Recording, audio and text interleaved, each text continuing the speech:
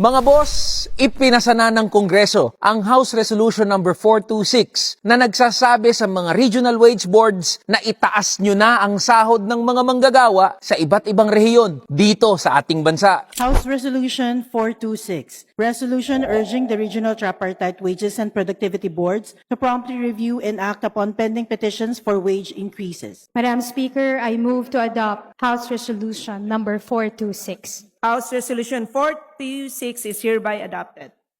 Sa ngayon mga boss, meron pang 6 na rehiyon na hindi nagtataas ng sahod. Kabilang dyan yung CAR, Mimaropa, Region 8, 9, 10 at Region 13. At ngayong naipasa na ang House Resolution number 426, wala nang rason itong mga regional wage boards na ito na hindi itaas ang sahod ng mga manggagawa. E ano ba naman na gawin nyo ng pamasko to para sa mga manggagawa dyan sa mga rehiyon na yan? Nagpapasalamat tayo kay Congressman Jolo Revilla, ang chairperson ng Committee on Labor and Employment, sa kanyang mabilis na aksyon para maitulak at maipasa itong House Resolution number 426. Pero gusto kong diinan mga boss na dahil sa inyo, sa mga manggagawa, kaya naging posible na tumaas ang sahod sa iba't ibang rehiyon dito sa ating bansa. Dahil na rin yan sa patuloy natin na pag-iingay, pangangalampag at pagkilos. Una pa lang to mga boss, pinapatunayan lang nito na posible palang mangyari yung mga pinaglalaban natin basta tayo ay nagkakaisa at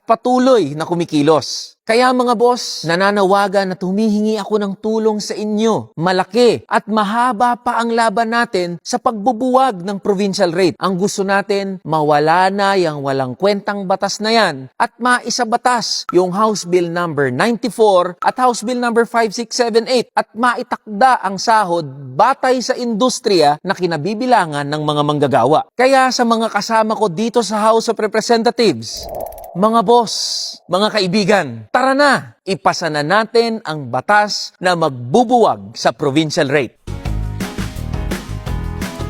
Manila Provincial Rate pagpantayin.